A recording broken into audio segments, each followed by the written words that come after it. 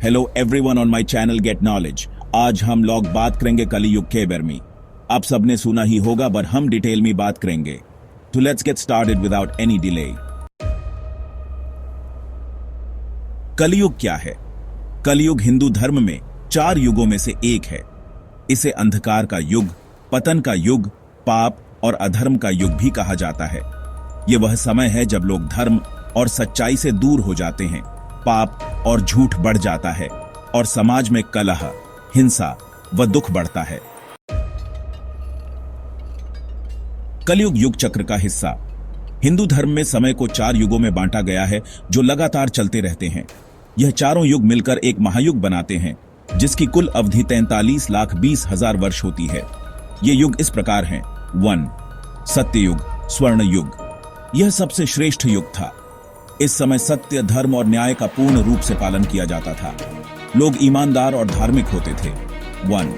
त्रेता युग, रजत युग। इस युग में नैतिकता कुछ कम होने लगी। इस युग में भगवान राम का जन्म हुआ था। 1. द्वापर युग, कांस्य युग। इस युग में धर्म और सत्य और भी कम हो गए। इस समय भगवान श्री कृष्ण ने जन्म लिया और महाभारत का युद्ध हुआ। 1. कलयुग, लौह युग। यह सबसे पतित युग माना जाता है। इसमें अधर्म बढ़ जाता है। लोग लालच, क्रोध और झूठ में फंस जाते हैं। कलयुग की विशेषताएं। कलयुग में समाज की स्थिति पहले के युगों की तुलना में बहुत खराब हो जाती है। इसकी मुख्य विशेषताएं इस प्रकार हैं। 1. नैतिक पतन। लोगों में ईमानदारी, सच्चाई और धार्मिकता खत्म हो जाती है। 1. झगड़े और संघर्ष। परिवार, समाज और देशों के बीच झगड़े बढ़ जाते हैं। 1. अधर्म की वृद्धि। सत्य, अहिंसा और धार्मिकता की जगह पाप, अन्याय और हिंसा को अधिक महत्व दिया जाने लगता है। 1. स्वार्थ और पाखंड। लोग केवल अपने फायदे की सोचते हैं और धर्म को भी अपने स्वार्थ के अनुसार अपनाते हैं। 1. आध्यात्मिकता की कमी। लोग भगवान की भक्ति से दूर हो जाते हैं।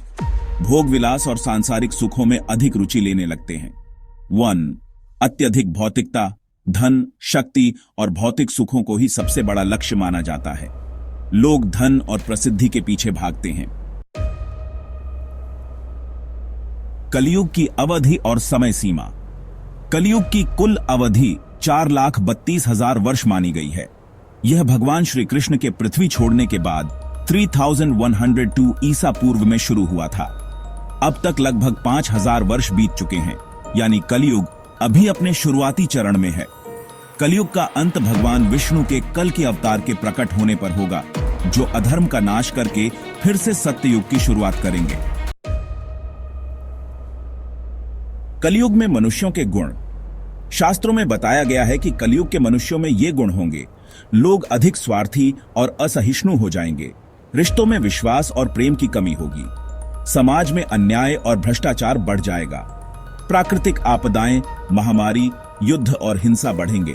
लोग धार्मिक कार्यों को छोड़कर भोग विलास और धन संपत्ति में फंस जाएंगे। सच्चे संत और विद्वान कम हो जाएंगे और झूठे और पाखंडी धर्मगुरु बढ़ जाएंगे। कलयुग में धर्म और अधर्म। धर्म घटता जाएगा। सत्य, अहिंसा, दया, करुणा, ईमानदारी जैसी चीजें कम हो जाएंगी। अधर्म बढ़ेगा। झूठ, हिंसा, कपट, लालच, भ्रष्टाचार, अधार्मिकता बढ़ेगी।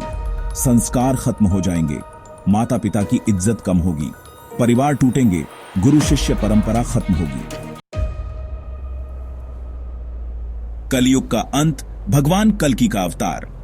कलयुग की समाप्ति भगवान विष्णु के 10वें अवतार कल्कि के जन्म के साथ होगी। वे एक सफेद घोड़े पर सवार होकर एक तेज तलवार के साथ प्रकट होंगे और अधर्मियों का नाश करेंगे। उनके आने से एक नए सत्य युग का आरंभ होगा, जिसमें फिर से धर्म, सत्य और शांति स्थापित होगी। निष्कर्ष। कलयुग चारों युगों में सबसे पतित युग है, जिसमें नैतिकता, सच्चाई और धर्म धीरे धीरे खत्म होते जाते हैं। यह एक ऐसा समय है जब अधर्म, झूठ, पाप और हिंसा का बोलबाला होता है, लेकिन शास्त्रों के अनुसार इसका अंत भगवान विष्णु के कल के अवतार के जन्म के साथ होगा, जो अधर्म का नाश करेंगे और फिर से सत्य युग की स्थापना करेंगे। टू दोस्तों अजय के लिए इतना ही। अगर आपको वीडियो पसंद आए तो लाइक, शेयर एंड सब्सक्राइब जरूर करना।